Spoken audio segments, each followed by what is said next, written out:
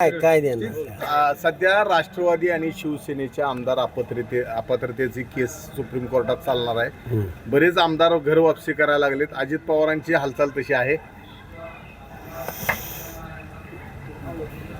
चर्चा तर माध्यमामध्ये आहेत त्या पद्धतीच्या किंवा कार्यकर्त्यामध्ये आहेत, पण माझं मत आहे त्यावेळेला जंगल पेटलेलं होतं, या राज्याला आग लागली होती, त्यावेळी हा बिबट्या पळून गेला होता आणि आता जंगलाची आग मतदारांनी विझवलेली आहे मोतरूपी पाऊस पाडून. आणि अशा परिस्थितीत पुन्हा शिकार करायला हा बिबट्या माघारी आला तर इथला सच्चा राष्ट्रवादीचा सैनिक आहे तो बिथरेल आणि घेऊ नये अशी सर्वसामान्य कार्यकर्त्यांची इच्छा आहे. आता ज्या पद्धतीची विधानसभा आहे, आता काही दिवसांनी आचारसंहिता लागेल, काय वाटते आता लाडकी बहीण आलेली आहे, काय या योजनेचा कितपत फायदा होईल? नाही, निश्चितपणानं पुढं सरकारच चालवता येऊ नये अशा पद्धतीचं धोरण या महिन्या 2 महिन्यामध्ये राबवण्याचं जाता जाता या भारतीय जनता पार्टीचं धोरण दिसतंय. आणि ही लाडकी बहीण नाही, लाडकी खुर्ची योजना आहे, ही लाडकी बहीण योजना नाही अशा पद्धतीची चर्चा सर्वसामान्य माणसाला. काय वाटते विधानसभेला काय होईल? विधानसभेला 200 पार 200 पार 100% आघाडीचे तेवढे आमदार निवडून येतील. पण आघाडी आता शिवसेना स्वतंत्र लढाई तयारीत त्या पद्धतीने सर्वे चालू आहे, काँग्रेस त्या पद्धतीनं वाटचाल करते. कसं वाटतं, कसं बघताय तुम्ही? नाही, असं काही होणार नाही.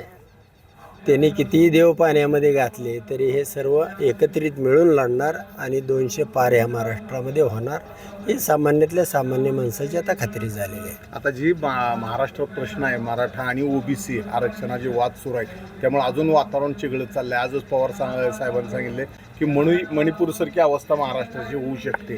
तर काय कसं बघता, काय करणं अपेक्षित आहे? हे वातावरण शांत कसं होईल? नाही, निश्चितपणानं याचा औषध या राज्यामध्ये कोणाकडे असेल तर ते पवार साहेबांकडे आहे. पण ह्यांना वाटत होतं आम्ही सगळ्यांनाच खेळवत ठेवू, ओबीसी नाही, मराठा समाजालाही, आणि त्याचा फायदा राजकीय पद्धतीनं करून घेऊ. पण या राज्यातल्या सगळ्या नेत्यांचं सर्वसामान्य माणसाचंही मत झालं आहे की पवारसाहेबच ह्याच्यावरती मार्ग काढू शकतात आणि तो मार्ग माझ्या मते केंद्र सरकारच्या हातामध्ये आहे. केंद्र सरकारच्या हातामध्ये सध्या आज उद्धव ठाकरेंकडे मराठा समाजाची लोक गेली ती, काल शरद पवारांकडे गेली होती की तुम्ही तुमची भूमिका जाहीर करा की तुम्ही मराठा समाजाला ओबीसीतनं आरक्षण द्यायचं म्हणताय की वेगळं आरक्षण द्यायचं म्हणताय, काय भूमिका असणं अपेक्षित आहे? तुम्ही चळवळीत काम केलेलं आहे. नाही, निश्चितपणानं एवढा त्यामध्ये अभ्यास माझा या दोन्ही समाजाच्या बाबतीमध्ये झालेला नाही. आता ओबीसी समाजाला पूर्वी आरक्षण 92-93ला मंडल आयोगाच्या माध्यमातून मिळालेलं आहे आणि त्याच ओबीसीमधूनच आरक्षण द्यावं.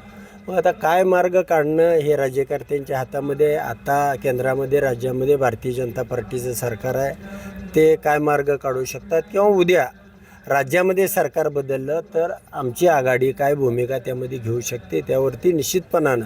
पण हे वंचित आणि सर्वसामान्य गोरगरीब जे ज्यांना उपेक्षित आहेत यांना आरक्षण मिळालं पाहिजे, ही सगळ्या समाजाची माझी भूमिका आहे.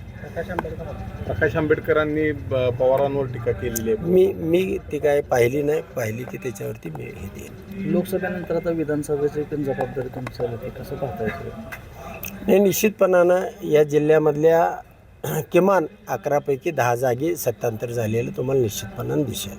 तुम्ही त्यात असणार आहे? बघूया, तिकीट मिळालं की तुमच्या कृपेनं.